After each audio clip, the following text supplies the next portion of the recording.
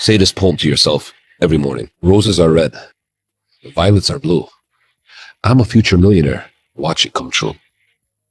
Manifest that within yourself. Apologies, I accept. But I remove trust. Nigga, what are you saying? Bro, what are you saying right now? Ali Sobhet. What are you saying right now, my nigga? And what is this logo? Stop. Give me a second. Give me a second. What is this logo? Why does the logo have eagle wings and tiger claws? Is it half lion, half eagle? What kind of creature are you creating, dude? Isn't the half eagle, half lion, isn't that something out of Hogwarts? What is that creature that they call it where it's half eagle, half lion? That's a real tank, but this logo stinks, bro.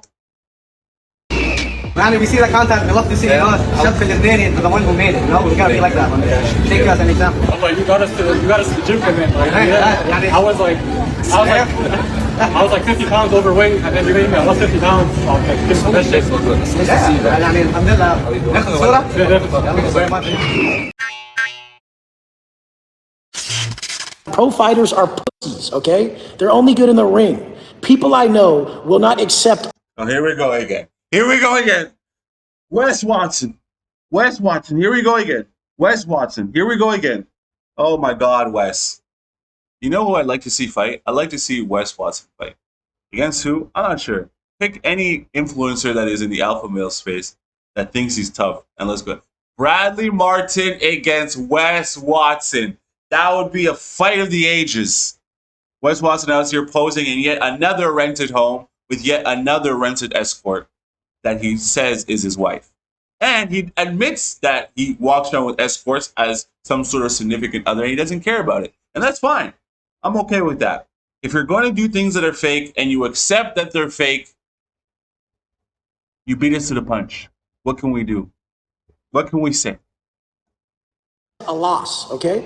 If a pro fighter did his jujitsu on him, then the guy's gonna come back and duct tape his family, okay? You don't want to fuck with the wrong people. And the wrong people out here in the world are not pro fighters. You guys need to wake up. These are very big time squares. Pro fighters are the epitome of squares. They're like, come in the ring and I'll fight you. The people I grew up with and went to prison with, they don't give a fuck about a ring. They don't give a fuck if they're on camera. They don't give a fuck if they have to live the rest of their life in prison. You will not beat them. They will not take a loss. You guys live in a fantasy world where pro fighters aren't the biggest squares on the planet. UFC fighting is gay. Like all that shit, like MMA fighting and all that shit is for people who never really were in fights. Like they never whooped ass their whole life.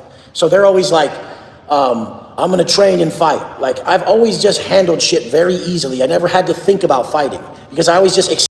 But you can see the wheels turning in her brain right now, dude. She's trying to figure out what she's doing there, dude.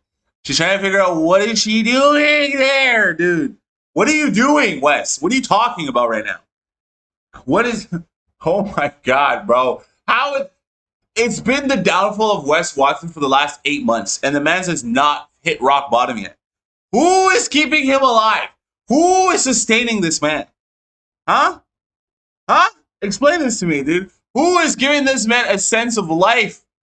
This man's on life support, dude. How come we haven't pulled the plug as a community? Extinguish the problem, however I had to. So the point is like, that's for people who like never could really fight. They had to go learn to fight. I mean, people who just handle business, they don't have to learn to fight. There's a difference between fighters and violent people.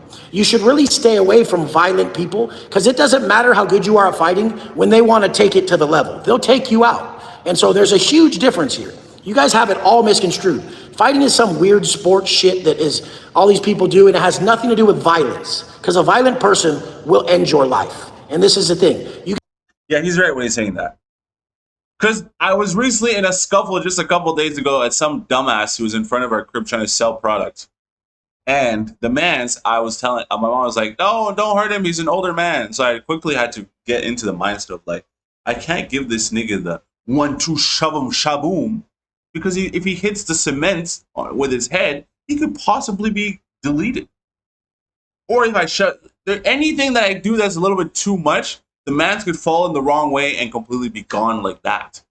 And that's the thing that they always say about fighting. You have to be careful when you're fighting because fighting evokes violence. If I'm out here going to knock a nigga out, you have to be careful, dude. Because the wrong thing on the man's done. So you have to be very careful, man. Fighting is very violent. The only way that you remove the sense of extreme violence is if you're doing it in an organized ring of some sort where there's rules and regulations, like you can't bring a 4x4 piece of wood with nails in it and hit the nigga in the back of the head. Okay? That's violence. You guys need to quit thinking that UFC people are going to be able to fuck around with violent motherfuckers. Because a violent motherfucker won't lose. He won't take it. And you'll be like, wait, put the gloves on. And he's not going to hear it. And it's going to be a problem for you. So what? You have an active case. Why are you talking about this? $15,000. That's how much my online coaching business made me while getting a haircut. Lies, lies, lies. And everywhere is lies. When you have a third leg, the other two don't need to be hit as much. You know what I mean? Because do I have small legs? Guys, last time I checked, my squat was 405. I'm 6'5". That's a lengthy ass height. So that's a good squat. My net worth, $300,000. My watch is worth that. $500,000. Come on. $1 million. Don't piss me off. Yo, who are the niggas in the back, though? Who are the niggas in the back? $3 million. We don't care. Let me tell you. We don't care. Sir, what do you do for a living? Oh, it's okay, actually. I've seen him on TikTok. A day trader.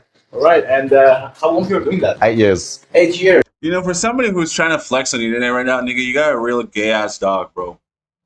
Like, I appreciate the dog because it's a dog, and I like dogs. But that dog, in terms of you're trying to flex, terrible dog. You should have had a Rottweiler or a Doberman. If you're trying to be hard. You know what I mean? I'm not sure. Maybe he's trying to appeal to people's sensitive side, but I don't understand. You know what I do like about this guy, though? He's an equal opportunity employer. I mean, he's employing people of all races to be hanging around him as his security and to be in the back of the video, whatever the fuck they're doing in the back of the video. I don't know.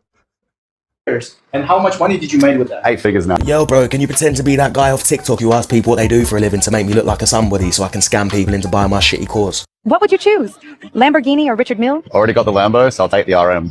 Private jet or private yacht? Private jet. Fake or legit influencer edition. He's doing a $100 to $1 million challenge in 3 months. Fake. He's 19, flexing the rolls and hiding the plate. Fake. The car's not his. Only post lifestyle. No trades, no setups, no value. Fake. He's an influencer.